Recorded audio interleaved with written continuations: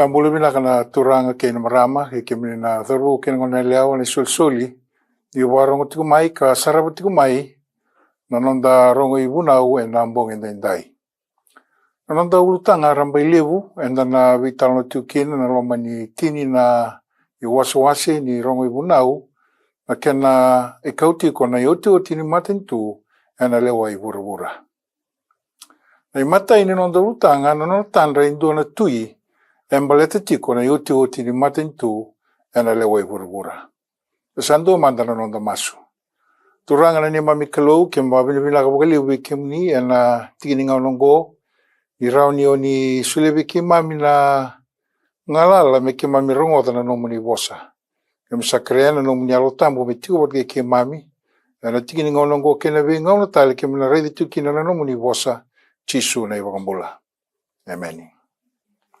Nanonda ulutanga na tigini ngaunongo nanona tandra indona tui embalete Tiko na OTIOTI ni MATANITU ena LEWAI VURAVURA. Enda na tiki buwa na italanoa ni nonra wa thonga indua na samarini siya wanga nunu kena ndua na wanga a Coast Guard ship. Ena mbara wiki Amerika na ka tin kabitu ni singa ni buluk Disemba tin kadi orosa buluk kabitu. Na ngauna rosa wakadhalaka kina na wanga nunu wate kena Coast Guard ship ngo e amani lutun romo na mbote ni solo na wanga nunu. E na ngauna lutun romo kina sanga indabotha tale na wanga nunu ngo na wanua e tiko kina na katumba karanda udhuru kina kara dhuru iloma kara dhuru maitumba hoira na vingarabi Tiko na loma ni wanga nunu ngo. E amani maitau Tiko na loma ni wanga nunu ngo e rauteni lewe ono na kena ndau ni vingarabi. Kasasanga Tiko na mataivalu e wai na ngono ya merta ubuetaki na leo ono ngo. Taurendo na ngauna na kena sangai Tiko me e adha na ubuetaki ngo. E na ngauna sa adha katukina na sasanga me bukidi na wanga nunu ngo e rangai rongo adha na ndau ubuetaki ngo na Moscow ni rongo Tiko mai na loma ni wanga. Se na wanga nunu ngo ka wati ngo na kena rongo e na bosa wa pertania. Is there any hope? Se e Tiko mbeka en dua na inui Go indo na bakasama turang kina marama sa romboti vura tu indai na nonda loma tar tu na tamata. Se dava na nonda inui e na singa ni mataka. E na ruanon dolu lima na rau na mbaki sauti. E ado kina indo na profesai. Ka waritagi kina bua indo na tui ni indo na MATANITU na vita rabi ni vi MATANITU. E na mbasi ka vura me dobsar na singa na satu kina go kena venga una satu mai liu. Ka Tiko na itukutuku ngo endo na inui. E rau ni wagandei teki kenda na itukutuku ngo ka waraita ki wana tui ngo. Sabina kandari damanda na vi tambanga una sauti. Se na civilization na venga una sauti. Andu na ngau na liu teki vura ko itspita. Klala kena italanoni ra Tiko voli ma itspita ko na Israel. Ala tauru baka beso endoni Tiko na ngau na. Ele wai vura tu kena ko itspita. Dua na ngauna na kai krisi. Dua na ngauna vosa va kriki kede ko na tomata. E voltambo e volai na vosa va krisi. E na ngauna ele wai vuru tu kina ko krisi. Tua talanga na ngauna ni MATANITU ko Roma. E ado kina me LEWAI Europe tau doko. Watala kina ko Asia. Na MATANITU levongo. Dua talanga MATANITU e mbasi ka talanga mai oira na kai Mongolia. E kobuta mai ndona iwasi ni Europe tokalau loma terasarani na wasa Pasifika dona kene iwasi abe liutagi kina na MATANITU ngo ko Mongolia ni otinga indona rauni ambaki embasi katale ndona civilization ngono ya LEWAI vura na Incas era LEWAI rotani ruani katolu ni West Coast of South America leo bagandua na tamata wira na kau tamata ngona Incas. Ninda to sopan mai na ngauna de sambuli tiki ngona British Empire. Se na MATANITU levo pertania. E LEWAI vura. Todo ko nendo na ngauna. Kaina kena i vol tutuku. Nindua vira na tamata ke wakai lima na tamata indua vira na tamata. E mbula Tiko e na vura ngo era warungi e na MATANITU va koloni se na British Empire. E turang kena marama na ngono go sa rei de Tiko na kai da Kabu Tiko ko Amerika e VURAVURA. E na loma ni vima mana century sa oti. Amerika sa waka tule wataka na vika kede tu na VURAVURA go. Andam bula, vi singa, sina culture, bula wagai labo, bula wagai valu, e leo kai kede tu na matintu levo ko Amerika. Kando na i taki sa tu ni kua, keva kai suru na matintu ko Amerika, era tabi mbata kede na kai VURAVURA. Ana i taki. Da rei tu na matintu ko Amerika, ni vi sauna non rei sul na dorbu kena ngone lewa. Vi sau talangana non rei sul na dorbu kena ngone lewa VURAVURA todoko. Na wakatangi ra rongoda. Di sa vi sau, na wakatangi ra rongoda na dorbu kena ngone lewa mai Amerika, e vi sau talanga wakakina. Na wakatangi ra rongoda, wir na dorbu kena ngone lewa, e na VURAVURA todoko. En dua tali na matintu sa wakataka iko tuniku, sa iko na matintu ko China. Ka na numitigo ni o kwengo na the next great superpower. Ia na mbong ni kuwa tulang kina marama na singa ina tikini ngau nungo, e na reda manda na dhabe kaya na prophesy, memboleta na itubu ni vei kaya na tarai VURAVURA, me dhawa na ngau na enda sa mbole tiki nungo. E na reda, kimina tulang kina marama na tandra ka soli buana tuyungo, rota ni onan rau mbadha, basika kina na tuyungo, na tuyi mai papiloni. Ka reida kina ko e endo na tandra, e na tandra ngo, e prophesy takitu kina na vei kaba matailalai e na ewa ki VURAVURA. Me dhawa na singa enda tiu kina ngo, kena vei ngau na sa tu mai liu. Enda reida, na kai warita ka na kilo winep kanesa, e tiko kina endo na nui. Na rawi kenda menda nui takatiko na vei singa ni mataka. Menda kilatiku ni sei kwengo na noni tubu na kilo kenda. E na kote tani na luma, na loma lenga. E na wugu ni kaya na yadha ni mataka. Sabi na kana tiyongo ko Nebuchadnezzar, e ambulo koe, e nandona ngau na kei VURAVURA, ka liu taki VURAVURA kina na matintu levu ko Papiloni. Doni tiko na ngau na nino na veliu taki na matintu ngo, rato tiko wali mai Papiloni ko Taniela, kaya dhana kina, e na vosa waka Papiloni Belteshazzar. Da reida na iwola ni Taniela, iwola itiko na rata ni 500 na BC sembadha. Na ngauna, e wola tikino koe se koe na ngauna, e tundono tukina na viliu taki ni matintu ko Papiloni VURAVURA. Na ngauna reida kino koe, na reibo tungo, e amode tiko, na tuyungo. Kanga iwara itaki kua na tandra. A reida koe endo na tandra, ka tukina na itubu ni veikai na yawa ki VURAVURA. Na tandrongo e warita ki Nebuchadnezzar, e wana matintu veitrabe na liu taki VURAVURA. Ka warita ki saranga vitaniela e tolu virtou na wa ongo, e warita ki wana e dhanre tou na matintu, e rtou na tuwai waka itubutuba. E na itubutuba, makao ni nandambule VURAVURA ni sa tueani e na ngonongo ka reilesu. Anda reida taranga turang kina marama, na ituba kinimbula waka politiki e na matintu levu ko Europe. Kaya ada na ngono ya, kabakatanga kina na sama iwandin takatiko na ngono go. Sabi na kanda reida manda na dhaba manda e reida na tuyongo. Da reida na ibola tambu. E na Taniela na kena wase rua. Na tikine ndua kena tikine rua. E tiko kina na itala noa membeleta na tandrongo. Kawi kena tikine ngo ia na ikarua ni ambaki ni LEWAI Nebuchadnezzar. Sa tandra taka endo na tandra ko Nebuchadnezzar. Asa kinro akina na elona. Ia sa senga ni moderawa. Sanga ikai na tui. Mera kadili mai na dau dhaka mana. Keir na dau wakarai mata kina lomalangi. Kena dau dhaka isau kina kei kalatia. Mera mai wakatakila wana tui na nona tandra. Kara sanga mai tu ena mata ni tui. Ya tandra indo na tandra na tui ongo. Na ngau na yandra kina na mataka ni singkan dua. Sa senga ningai na numatali na nona tandra. Sanga kadibir mai na tamata vuku. Tora kalibu e dhakabo na matintu ko Papiloni na ngono ya. Na wunu kada nga rabu kina. Era kau mai na tamata vuku. Uirenda wakarai mata kilo malangi. Mera mai tu e na yasana me wakasala te koe. E na vika membeleta na kena didi waki na matintu. Na ngono sa reida kino koe na tandra. E na mbongi. Matangalisin kandua sa senga ningai kila. Na tandra ya. Sanga mai wakaloma leanga teiko itu na kai reida na bongi. Era sanga I kau kedo mai na tamata buku. Mera mai tu na matana na tui lewungo. Ka vina kata mera wara itaka buana tandra kena imbalembali. Da reida na taniela kena wase rua ene tikina itolu. E kane tikina go sanga I kaiwe ira ko koe na tui. Aua tandra taka indona tandra. Asa kinro kina na ilongu. Meu kilamanda na tandra. Sanga iboga tauda na nona lewa na tingo keba ka erna senga ni wara itaka buana tandra. Kena imbalembali. O ira kede.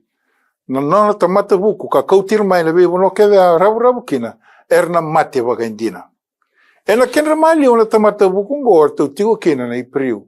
Taniela, setereki mesake ke apten ko. Tau sangoli lesu na ipriu ngo. Tau sangai masu. Ena bagambauta. Tau masu wana kalou. Me wagareitaka na kalou veritou na imbalembali ni tandra.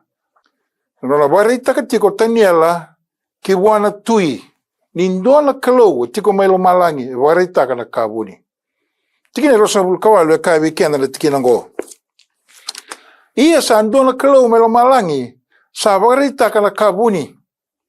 Ka sa wagatakilaro weekend ni na tui konepkanesa na kai neavo e na ngauna me muri.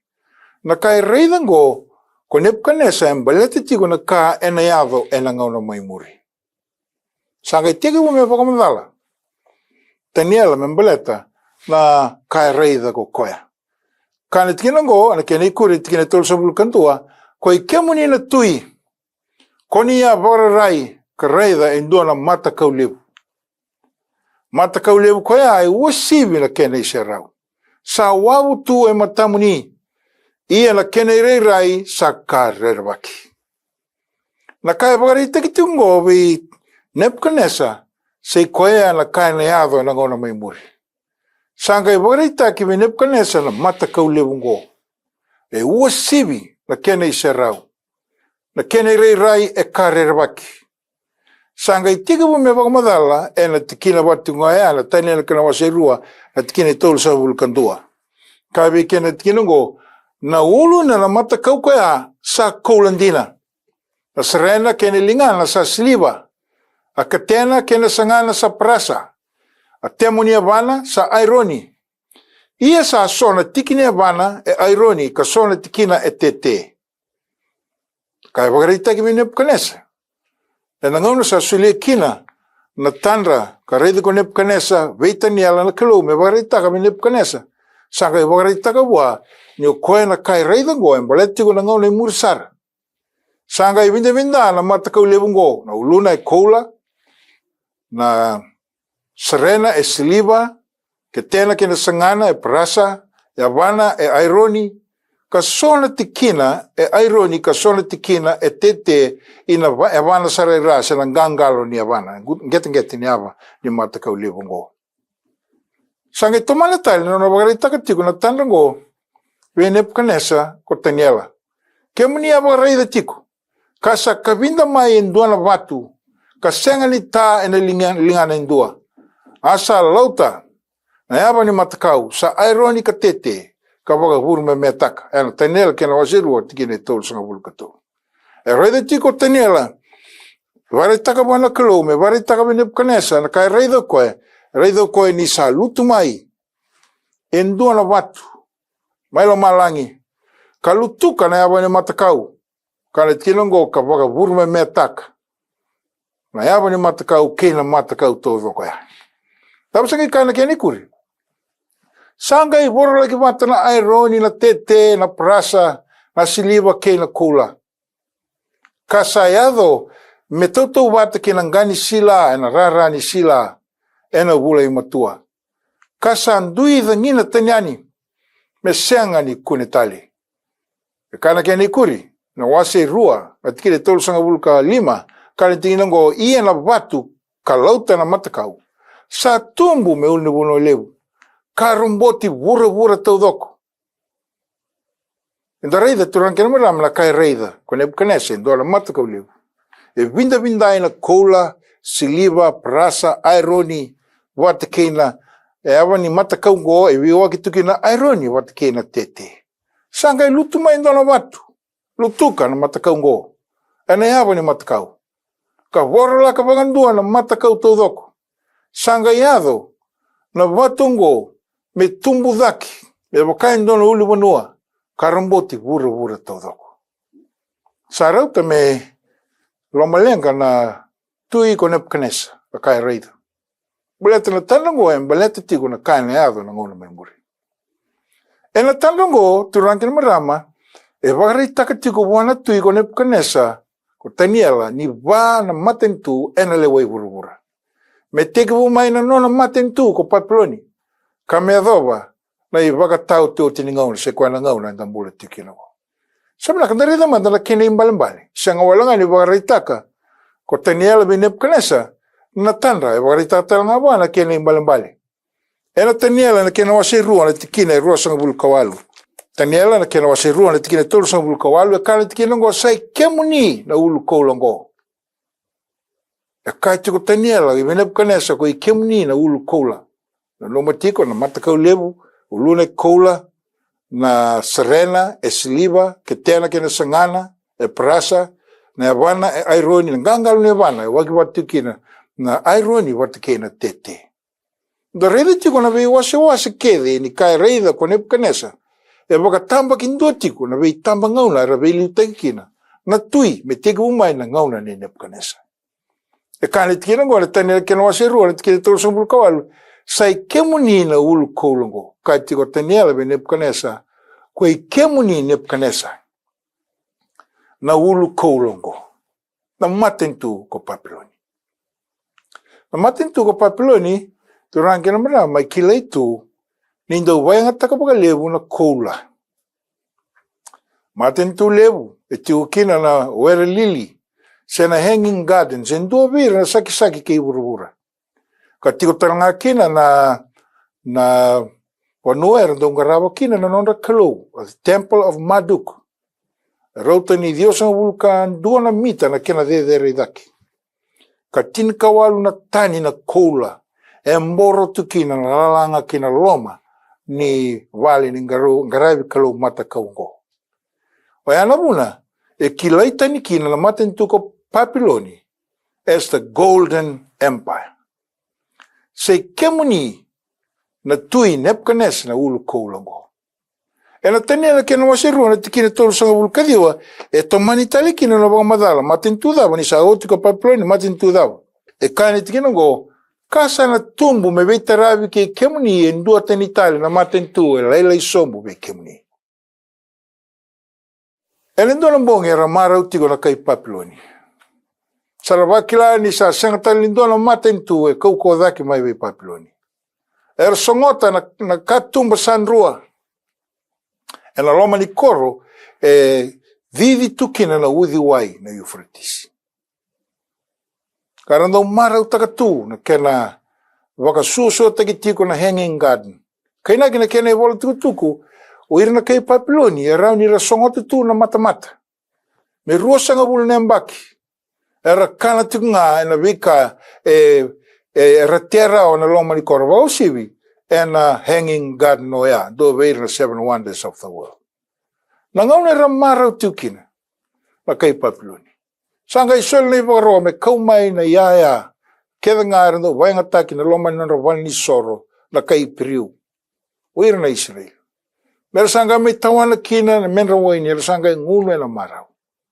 E la ngauna era marau tukina, basi ka mai e dona linga, ka wola e lalanga. Sanga i waa kila tiko na kai Papiloni se dama na kene imbalimbali.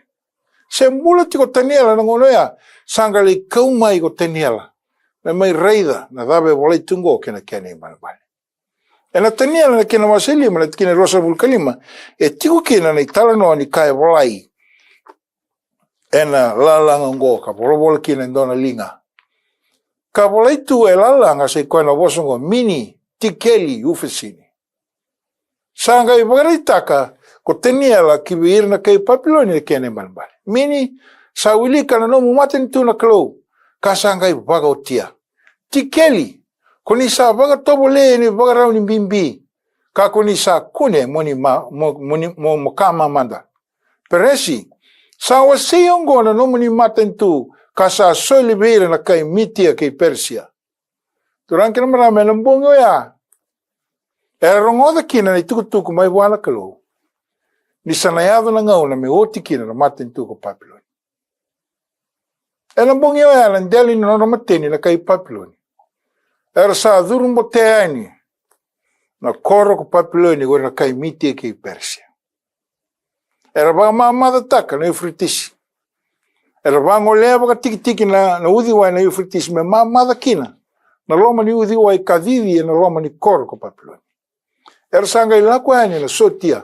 Ka rabu na bono matanitu kina ko na sotia. Ndeli non marau.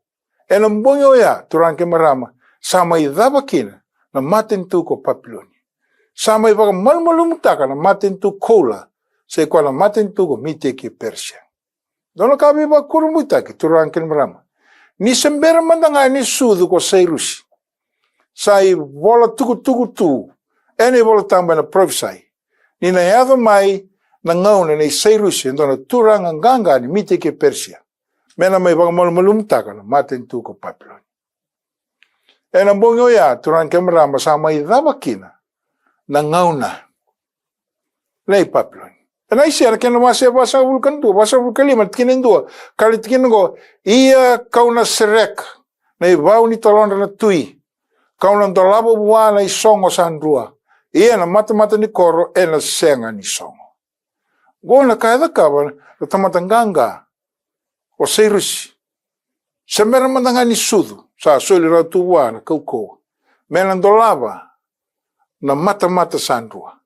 Na senga tali ninga isongo tali. Na sari silinda sa kwendo na watu kakarakunelan daw kilkili. Ka wala tuku tay kina. Na bosa waga mitie ki Persia. Na kaya da kama na turang gangango o Sairusi. Na no na waga malumutaka na matanitu ko Papilon. Sairusi ndo na turang ganga. Turanga matanitu ko mite ki Persia. Ka sulia buana kilome baga malumutaka matanitu ko Papilon. Turang kina marama, o ya la kaya sa prophecy tikirau tu mai ni nado. Sa yado mai langaw na ni Papiloni, sa OTIOTI, basi ka mai na rangaw na kay mite ki Persia. Dapat talangay ka na kaya ni kuri na prophecy ng Sarayda ni Tiko nangaw na ni Papiloni, basi ka mai sa Rusi kira na kay mite ki Persia. Dapat ni katolo ni matanitu. Na tanya lang kina wasiruan na tikila tolo sa bulkadio. Kana tikila ngo, kandua tanitala na kina katolo ni matanitu. O kwaya kaprasa. Kasana LEWAI VURAVURA todoko. Sabi na kaya na matakaw e reida. Na kanesa na uluna kola. Na sarena siliba. Na sa tikungo na kina katolo sa kwaya e prasa. Sangana, kina katena e prasa. Bukan dari itu mai. Ni oti nga langaw na imite kay Persia, basi kumay o Alexander nanganga. Alexander the Great. Yado kina me, waka LEWAI VURAVURA. Ndeli ni nona ngaw na ni waka LEWAI. Nona matay valu, rabayang ataka, na yaya ni valu kambuli na brasa. Nona isa sambay, na nona isa liwaw, rabayang ataka. Me baga malmalum tagi VURAVURA kina. Isauti na matanitu ka bilita kina ko Alexander. Na matanitu ko Krisi. En dua tala na matanitu kay bitarabi. Na tanila kina wasiruan na tikina basa ngabulu. Iyan ni kabani matanitu na kauko nga me bakana ironi. Ni oti nga na matanitu ko Krisi. Kakena liliw Alexander nanganga. Ang basi kamay na matanitu na kay Roma. Matanitu kau kamea. Velu take VURAVURA. Varu sair keda na be matanitu. Kaya do me baka tula watu VURAVURA. Ndel ni ngaw no ya. Oti may na ngaw na ni Papiloni. Mite kay Persia. Oti na ngaw na ni Krisi. Basi kamay na ngaw na ni Roma. Tikinungo. Sabi na kandareda mandala ng diyalo. Matanitu ko Papiloni na velu take na onon raw kalima. Na ulo kola. Lago may na kaya ni Karua, miti kay Persia, matanitu siliwa. 5 raw tol sa bulkawalo.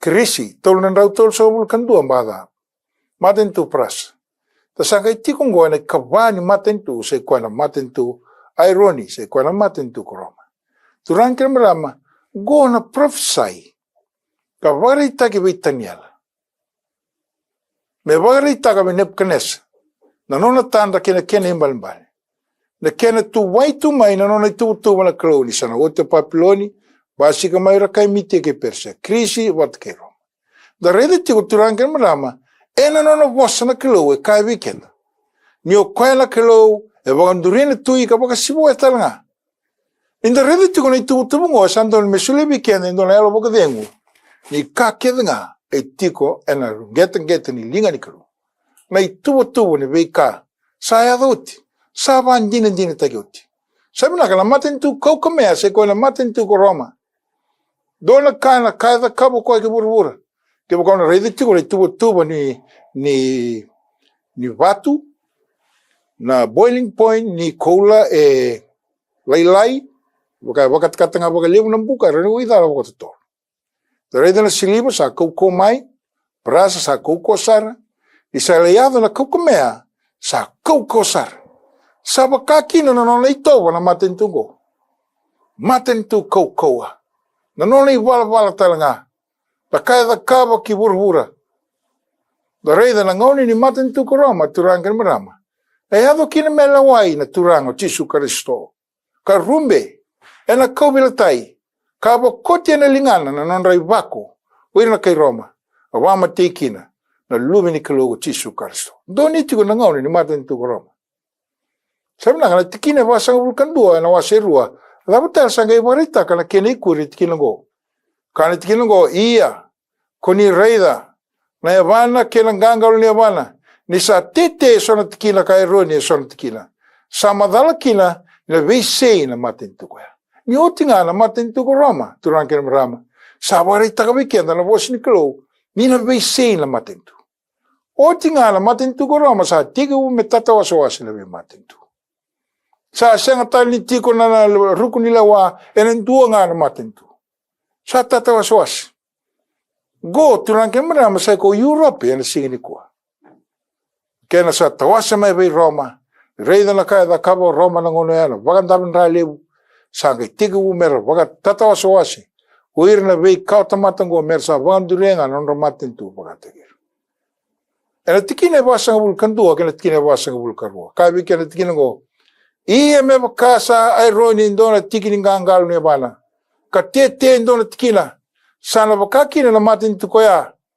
ndona tikina na kaukoa kandona tikina na VURAVURA raura sabi na kaya na kauwa madal Tiko ni na siyang talinga indo batarao ko VURAVURA non matanitu na Anglo-Saxon sa ko ira na kay Englandi France ira na kay France Alemani ira na kay Chamani o Europe ni kuwa sa siyang talinga indo batarao saratawasi ke na be matanitu darede Tiko kinaturang ken marama na prophesy sayado tuenda indai enda sandu ibandurenga no the constitution be matanitu nangone vostu kina na prophesy ngo sembero Australia sembero ko Amerika sembero viti sa vosra tu ni na tatawasawasi ko VURAVURA kabi kena tikino go between 351 AD to 476 AD barbaric Germanic tribes invaded the Roman Empire nangone sa ala ko may kinawir na barbaric ngo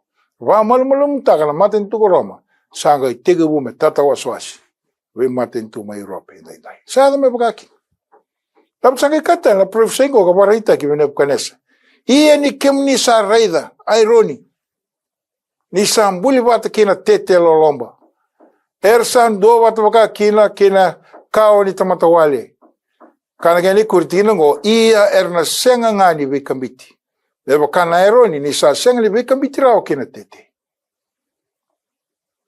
irau senga ni be kambiti rao na tete bata kina irony ko kamea bata kina ngeli sana baka kina gwena tamatini oti na matanitu ko Roma elebu na sasanga turang ken marama yado sangai me bagan do bata tagital ko Europe Napoleon Bonaparte baka doro ko endo na sasanga lebu mai tini moto lebu tuani no na sasanga sangao ko there will be one Europe There will be one currency.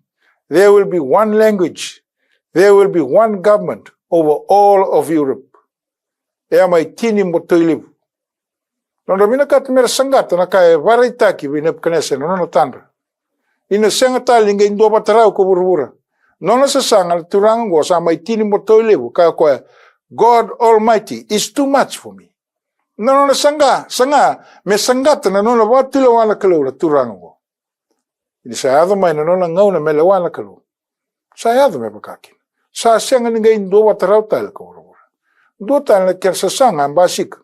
O Kaiser Williams. Sanga koe. Ene karua ni walulevu. Sanga koe na Western Europe. Era ni dua tali na super state. Ia mai senga ni rao me bakaki. Tarai da turanga ni marama na levu ni sasanga ni tamata. E dua na sasanga levu senga yada walitunga. Dua nga ngau na lega ngo sobiri na ngasi tigo ni kua.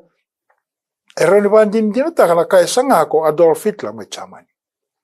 Sanga koe me boroka na kai sambitara tumai na kalua na profesai. E na nona stamba na turangongo, volai tuki na nona stamba.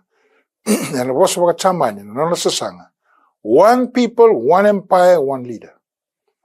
A mai tini mo toilevu turangi na marama. Mai ali waka sakasakatunga ni turango, seni kilai na bunoe lago kina, seni kilai na bunoe mati kina.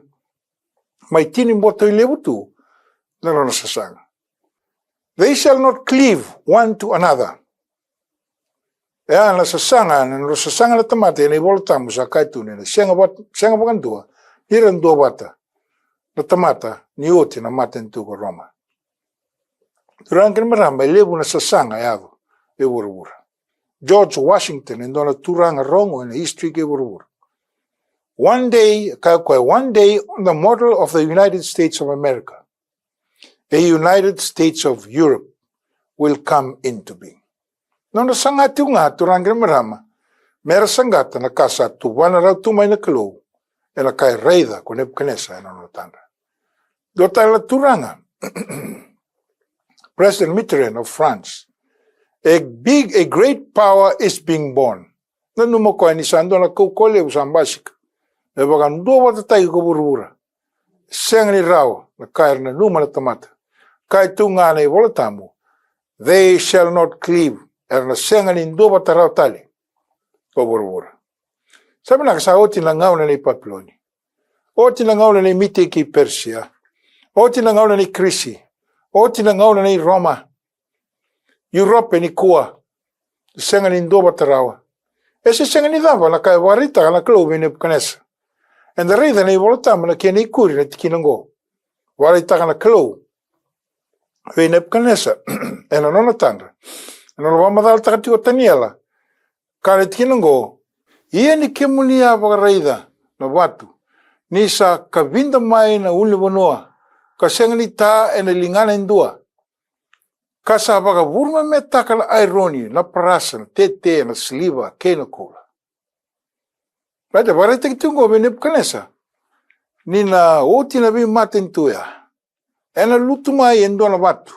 Ena lutuka na yawa ni matakau. Kana waka vurme meta ka wakandua na matakau kedo ya. Ia kabike na tikinongo. Ia na nonda ngau na Tiko ya. Ya ko Papiloni, Miteki Persia, Grisi kay Roma. Basi kamay na ngau na sa tatawa sa wasiki na bi MATANITU. Na ngau na sa vile dhaki tukina ko VURAVURA tudoko. Na sasanga ni vina kati mendua na MATANITU me waka dhoko pateki VURAVURA tudoko. O ikale tikinango, ena nonda ngau na Tiko ya. Ena ngai waka tura na kilo ni loma langi endua na MATANITU. Ena senga sara ni waka rusei rawa. Ia na MATANITU ko ya, ena senga ni mbiutu me nonda tamatatani. Ia ena waka vurme mea takngaka waka utia na bi MATANITU ngori. Kana tunga ka senga ni mudu. Dola ngau na ni Papiloni, dola ngau na ni Miteki Persia, Krisi wat kay Roma. Tata wasawas ko VURAVURA tudoko. Ia na profesaingo, e warita ki vinep kanesa. Ni nandua na nona MATANITU na turanga. Chisu Kristo. E na lutu mai lo malangi me wakain dona watu. E senga ni ta e na lingana indua. Kana lutuka, na matakau. Se koe na matanitu kada ke vuravura. Kana tino go na matanitu go e nona sengani nona tamata tani uiranga na tamata sa sule na rambula. Buana turanga. Matanitu go e na baka vurme me taka na ve matanitu kede. Na baka utia na ve matanitu keda. Kana tunga ka sengani mudu. Usanga kana ke ne kuri atikina wasanga bul kalima. Sa baka takila kina buana tui yago ne konesa. Ko koe na kaluleu na kaya na ado mai muri. Ni sa kandina na tanda kamadala na kene mbali. Turang kena marama na kaya warai taka Tiko. La kalou ki menep konesa. Ena don me sule weekend na yalon dei. Ni ka keda ngai tu na ruku ni linga. Ni nona vei tango maki velu taki na kalou. Me avakate kirtou na ipriu. Tau tu baga besu mai papiloni. Don mertau mate kir nandau warai mate kilo malangi. Sangai ta koso na kalou. Me so lia mertau na inui. Sabu kata nga kina vei kenda na tamata indai. Kenda nuinga ongao taka Tiko na vei kaya na ado ni mataka. Nonda bu vale. La profesa ingo e wakandei taka vei kenda. Ni senga lindo na kaya mbito mai na kalou me senga ni ado. Sa ado mai na ngalo na ipapiloni. Mite ki perse krisu vat kei Roma. Sa Tiko ngo na ngalo ni vela daki. Sa voti ngame lutu mai na matanitu watu. Sa ikoe na nona matanitu na turango Jisu Karisto. Sa ikoe na nona i oti ni matanitu ene LEWAI VURAVURA. E ka wikenda le tikina ngo. Le taniela kena wasi rua tikina wasa ngabulu kaba. E na nonra ngauna na tui koea. E na ngai waka tura na kaloni lo malangi ndola matanitu. E na senga sara ni Rusalao. Papiloni sa oti.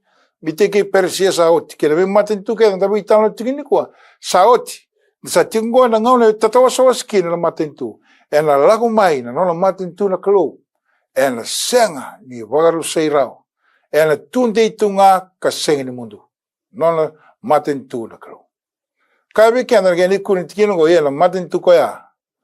E na senga ni mbiu tu me nona rata matatani. Durang kena marama. Inda reida Tiko na tubu ni mbule na vuravura go. Sa vonga indua na matanitu. Mena mbasi kamai. Mena LEWAI VURAVURA tu doko. Sa ikoe na matanitu ni Jisu Karisto kwa sa bole ka ni mbasi kamai. Wakadama na nomu mbula kena nomu mbula indai. Singlini vena kata menda lewe ni nona matanitu na kalou. Na wole baka taklai bosa kina. Na baka taklai na kena wasi tin kantua na tikina tin kalima. Matanitu keda ke vuravura ngo. Sana ga yado me nona na turanga. Yago Jisu Karisto. Ene ikoe na nona Karisto. Ia ene lewako koe ka senga ni mundu. Kata Tiko na kena ikuri tikina ngo. Wakatakla na kena wasiro sa vulkandua. Tikina wa kena tikina lima.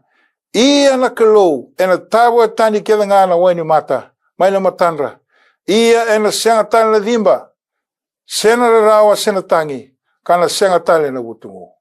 Tikina lima kai wikenda tikina ngo. Nisa takali tani na kamakawa. Sangai wosuku koe. Sa Tiko ni Tiko wakaturanga reida. Au sa vagabuia na kakeda. Matanitu ngo turang kena marama na vagabuia na kakeda.